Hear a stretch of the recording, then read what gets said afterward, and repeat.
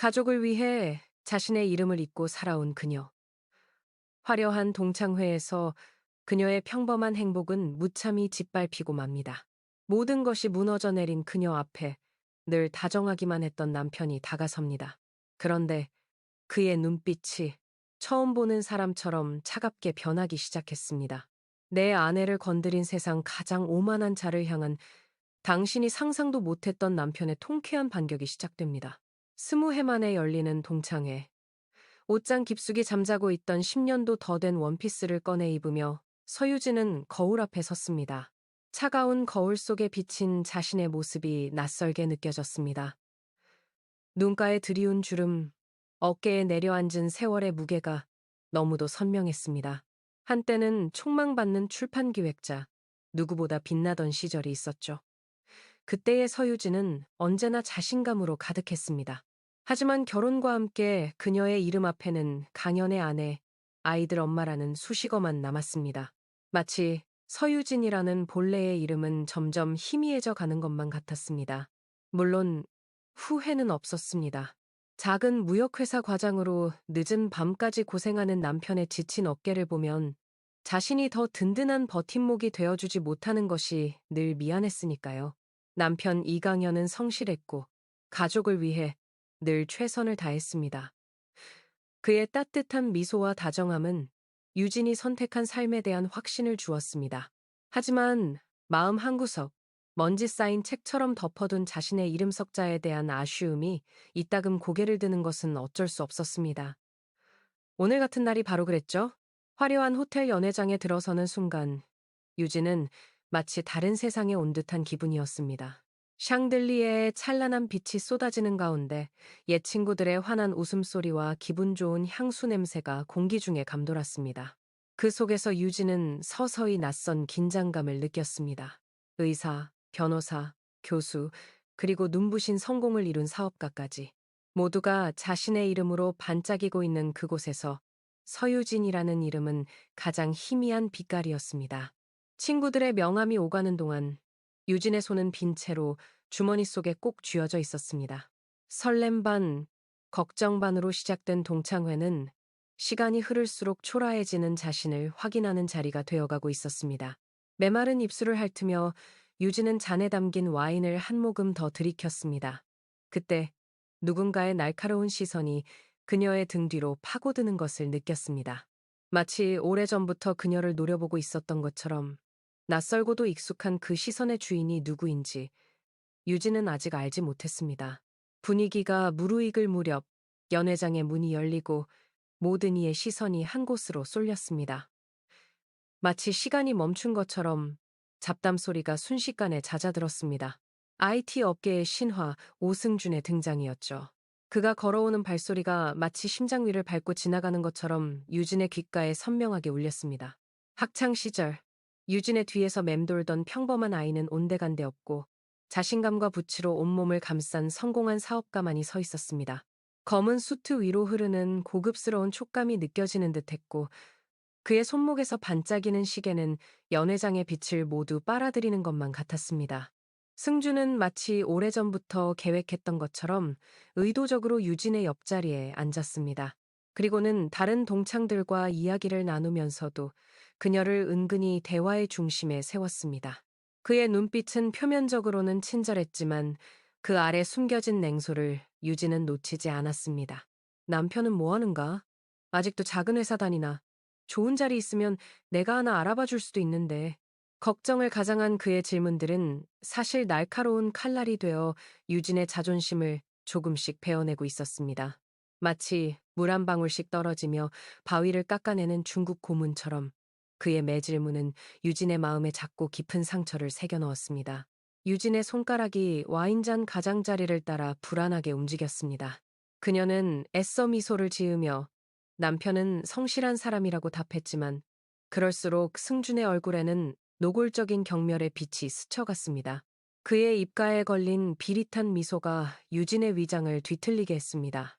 주변의 친구들마저 동정과 무관심이 뒤섞인 눈빛으로 그녀를 바라보기 시작했죠. 화려한 샹들리의 불빛 아래 유진은 점점 더 작아지고 있었습니다. 마치 보이지 않는 사람처럼 투명한 존재가 되어가는 기분이었습니다. 두 손이 무릎 위에서 꼭 쥐어져 손톱이 살을 파고들어 아픈 줄도 몰랐습니다.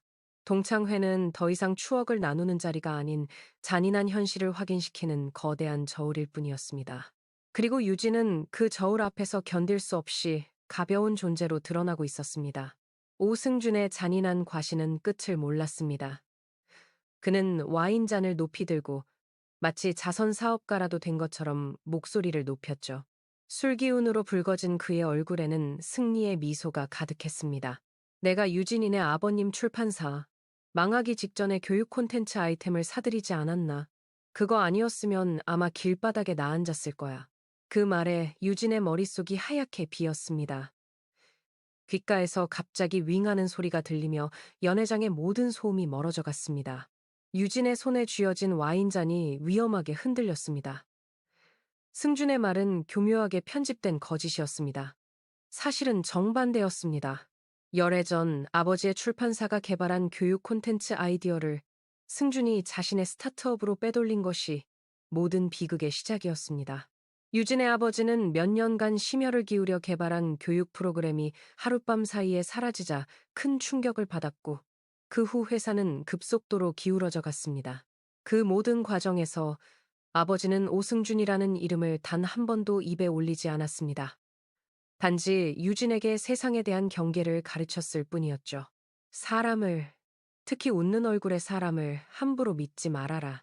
아버지의 몰락을 자신의 성공 신화로 둔갑시키는 그의 파렴치함에 피가 거꾸로 솟는 듯 했습니다. 유진의 심장이 너무 빠르게 뛰어 숨이 가빠졌습니다. 몸 안의 피가 끓어오르는 것 같았습니다. 유진이 분노로 떨리는 목소리로 반박하려던 순간 승준은 한술 더 떴습니다. 그의 목소리는 연회장을 가득 채우며 유진을 더욱 구석으로 몰아갔습니다. 남편이 능력이 없으면 아내라도 똑똑해야지. 아직도 세상 물정을 그렇게 모르나. 그 말은 유진의 인격 자체를 짓밟는 모독이었습니다. 마치 가슴을 찢어 내장을 모두 드러내놓은 것 같은 수치심이 온몸을 뒤덮었습니다. 더 이상은 견딜 수 없었습니다. 유진은 눈물이 터져나오려는 것을 간신히 참고 자리에서 벌떡 일어났습니다. 의자가 바닥에 긁히는 날카로운 소리가 연회장을 가로질렀습니다.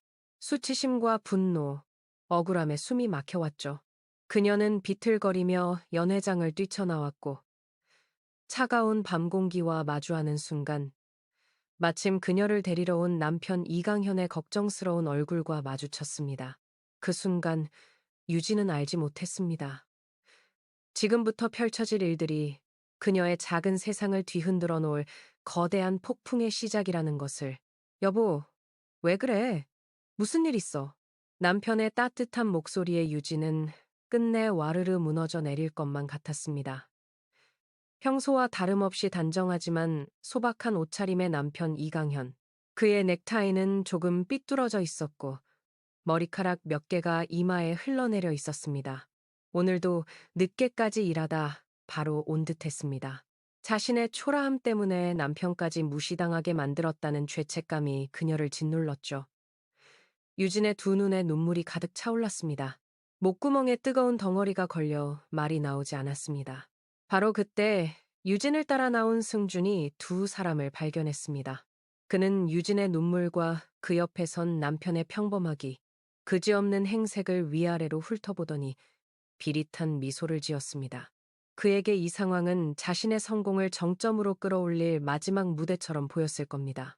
유진은 남편의 옷소매를 붙잡으며 그만 가자고 속삭였습니다.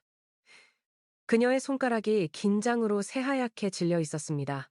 그녀는 자신의 가장 소중한 사람이 저 오만한 남자에게 조금이라도 상처받는 것을 원치 않았습니다. 하지만 강현은 움직이지 않았습니다. 오히려 유진의 뒤에 서서 그녀를 살며시 자신의 뒤로 옮겼습니다. 그는 아내의 떨리는 손을 부드럽게 감싸쥔 채 차갑게 식어가는 눈으로 자신들에게 다가오는 승준을 바라보고 있었죠. 유진은 남편의 눈빛이 변하는 것을 느꼈습니다. 평소에 따뜻하고 온화한 눈빛은 사라지고 마치 얼음처럼 차가운 시선으로 승준을 응시하는 그의 모습은 낯설기까지 했습니다. 유진은 자신도 모르게 숨을 멈췄습니다. 유진의 자존심이 완전히 바닥으로 떨어진 그 순간 그녀는 알지 못했습니다. 지금 이 순간이 자신의 모든 것을 잃는 순간이 아니라 오만한 오승준이 자신의 모든 것을 잃게 될 운명의 서막이라는 것을 말입니다. 오승준은 자신의 성공을 과시할 마지막 기회라고 생각하며 이강현에게 다가가 거만하게 명함을 내밀었습니다. 그의 손가락에는 굵은 금반지가 번쩍였습니다. 제가 네오테크 대표 오승준입니다. LS 홀딩스 이 회장님을 아시면 제 이름만 대도 될 겁니다. 곧 막대한 투자를 받게 될 거거든? 그는 강연히 그 이름 앞에서 주눅 들거나 혹은 부러움 섞인 아부를 할 것이라 기대했습니다. 하지만 강연의 반응은 예상과 완전히 달랐죠. 그는 명함을 받아들기는커녕 싸늘한 시선으로 승준을 응시할 뿐이었습니다. 그동안 아내 앞에서 보여주었던 온화하고 사람 좋은 남편의 모습은 온데간데 없었습니다. 그의 눈빛은 마치 모든 것을 꿰뚫어 보는 듯 날카롭고 차갑게 빛나고 있었죠. 유진은 처음 보는 남편의 모습에 당황했고 승준 역시 자신을 압도하는 정체모를 기운에 순간적으로 말문이 막혔습니다.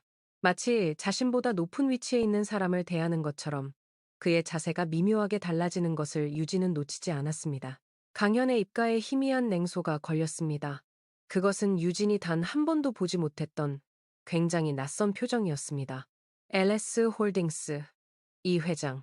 그 이름이 마치 신호라도 된 것처럼 평범한 과장님의 가면 뒤에 숨겨져 있던 거대한 존재가 서서히 깨어나기 시작했습니다. 연 회장 앞의 공기가 얼음장처럼 차갑게 얼어붙는 듯 했습니다. 그 순간 유진의 뒷목을 타고 한기가 흘러내렸습니다. 무언가 거대한 것이 지금 이 순간 모습을 드러내려 하고 있음을 유진은 본능적으로 느꼈습니다. 그리고 그것은 자신이 10년 넘게 함께 살아온 너무도 익숙하다고 생각했던 남편과 관련이 있었습니다. 이강현은 승준이 내민 명함을 그대로 바닥에 떨어뜨렸습니다. 그 소리가 유진의 귓가에 크게 울렸습니다. 마치 세상의 모든 소리가 사라지고 오직 그 작은 소리만 들리는 것 같았습니다. 그리고는 주머니에서 휴대폰을 꺼내 어디론가 전화를 걸었죠. 그의 목소리는 낮고 조용했지만 그 안에 담긴 무게는 천둥과도 같았습니다. 김비서, 오승준 대표가 운영하는 네오테크.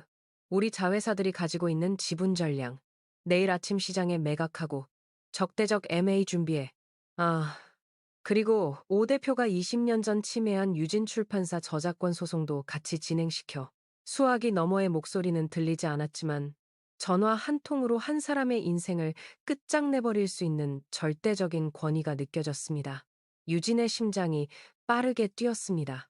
남편이 말한 유진 출판사, 자신의 아버지가 운영하던 그 회사의 이름을 들었기 때문이었습니다. 승준의 얼굴은 새하얗게 질려갔습니다.